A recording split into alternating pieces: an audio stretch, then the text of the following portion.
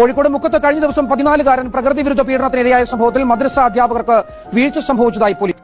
കോഴിക്കോട് കൊയിലാണ്ടി സ്വദേശിയായ 56-കാരൻ പോക്സോ കേസിൽ അറസ്റ്റിൽ. കോഴിക്കോട് ബീച്ചിൽ പ്രായപൂർത്തിയാകാത്ത ആൺകുട്ടിക്ക് നേരെ ലൈംഗികാതിക്രമം നടത്തിയ പ്രതി പിടിയിൽ. കോഴിക്കോട് പുതുപ്പാടിയിൽ പ്രായപൂർത്തിയാകാത്ത ആൺകുട്ടികളെ പീഡിപ്പിച്ച കേസിൽ മധ്യവയസ്കൻ അറസ്റ്റിൽ.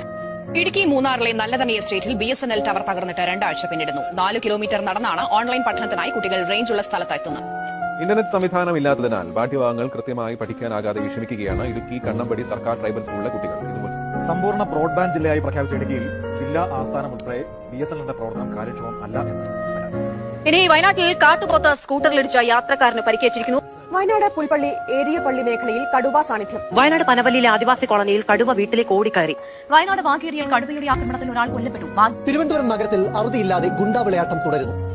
തിരുവനന്തപുരത്ത് ഗുണ്ടാസംഘം യുവാവിനെ കൊണ്ട് കാലിൽ ഉമ്മ വയ്പ്പിച്ചതിൽ കേസ്. തിരുവനന്തപുരം നഗരത്തിൽ ഗുണ്ടാവിളയാട്ടം. കാസർഗോഡ് ജില്ലയിലെ എൻഡോസൾഫാൻ ദുരിതബാധിതർക്ക് ഇത്തവണ കണ്ണീരോണം. എൻഡോസൾഫാൻ ദുരിതബാധിതർ വീണ്ടും അനിശ്ചിതകാല സമരത്തിലേക്ക് പോകും. കാസർഗോഡ് എൻഡോസൾഫാൻ ദുരിതബാധിതർ വീണ്ടും സമരത്തിലേക്ക്. വിവിധ ആവശ്യങ്ങൾ ഉന്നയിച്ച് കാസർഗോഡ് എൻഡോസൾഫാൻ ദുരിതബാധിതർ വീണ്ടും പ്രതിഷേധത്തിൽ. ആലപ്പുഴ ജില്ലയിൽ ശക്തമായ കടലാക്രമണത്തിൽ 300ഓളം വീടുകളിൽ വെള്ളം കയറി. ആലപ്പുഴയുടെ തീരങ്ങളിൽ കലിപൂണ്ട കടൽ. 3-ാം ദിനവും തുടരുന്ന കടൽക്ഷോഭത്തിൽ 100-ലധികം വീടുകൾ തകർന്നു. ആലപ്പുഴയിലും ശക്തമായ കടലാക്രമണമുണ്ടായി. വളഞ്ഞ വഴിയിൽ 10 വീടുകൾ ഭീഷണി.